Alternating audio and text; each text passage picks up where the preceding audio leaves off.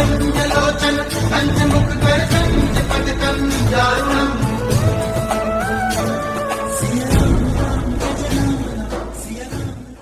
महाराज जी के आज के विशेषांक में रक्षा सूत्र परिवार के सभी सदस्यों का हार्दिक स्वागत है। बाबा जी के भक्तों को राम राम। मैं देखती थी कि नित्य सुबह जीवंती माता जी एक छोटी टोकरी हाथ में लिए बगीचे में दिखाई देती। वहाँ से महाराज जी की पूजा के लिए स्वयं फूल चुनकर लाती। फिर वह एक एक छवि को गंगा जल से पहुँचती। चंदन रोली और अक्षत का टीका करने के बाद सुंदर ढंग से थोड़े थोड़े फूल हर छवि के आगे अर्पण कर आरती किया करती थी। आश्रम की रसोई में जो भी प्रसाद बनता वह भोग की थाली में बिल्कुल वैसे ही लाया जाता जैसे महाराज जी के समय में लाया जाता था। माँ स्वयं महाराज जी को भोग लगाती और इसके बाद वह थाली यथावत रसोई में भेज दी जाती थी। इस प्रसाद को भक्तों के वितरण हेतु रसोई के भोजन में मिला दिया जाता था।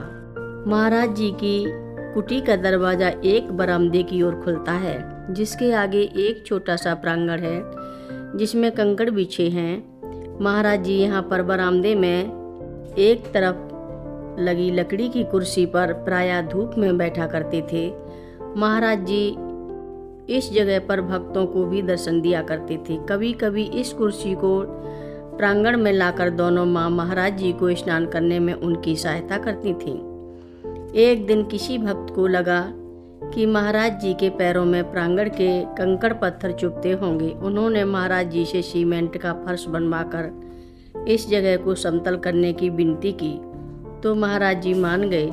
दूर खड़ी माँ यह सुन रही थी।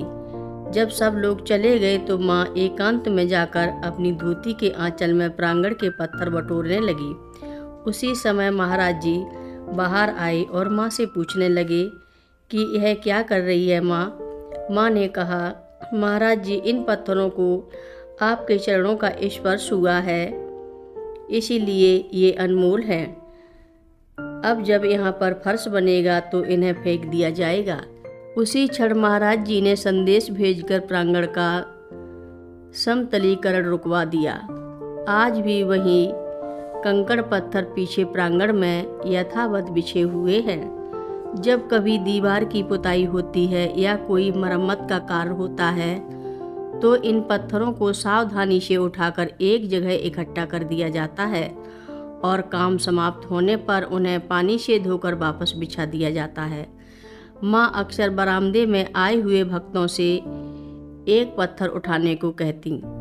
अपने हाथ में लेकर सबको उस पत्थर में देवनागरी लिपि में राम नाम लिखा हुआ भी दिखाती। फिर इस राम नाम अंकित पत्थर को माँ उन्हें प्रसाद रूप में दे देती। महाराज जी ने महासमाधि लेने से 2 दिन पहले दोनों माँ को अपनी कुटी के बगल वाले कक्ष में रहने की आज्ञा दे दी। मैंने देखा कि इस कुटी में भी बहुत कम लोगों का प्रवेश था। कुछ समय बाद माँ मुझे इसी कुटी में दर्शन देने लगी। धीरे धीरे माँ की सेवा में मेरा मन अंदर आना जाना बढ़ता गया और इस कृपा को मैंने माँ के सेवक के रूप में उनकी स्वीकृति माना।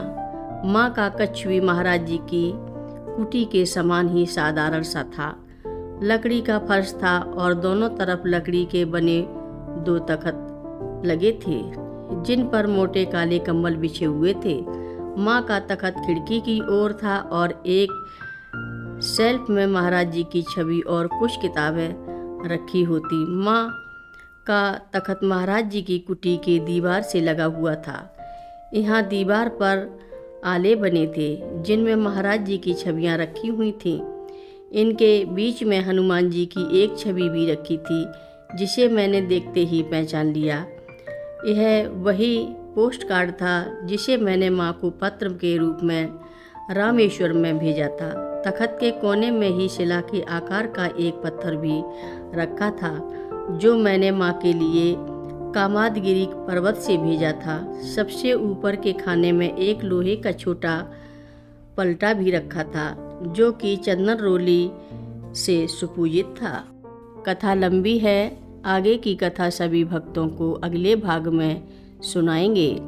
महाराज जी की कथाएं सुनने के लिए रक्षा सूत्र चैनल को सब्सक्राइब करें, शेयर करें और लाइक करें। घंटी बजाना ना भूलें।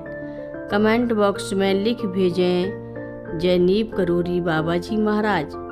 सभी भक्त मिलकर बोलो नीव करोरी बाबा जी महाराज की जय बोलो।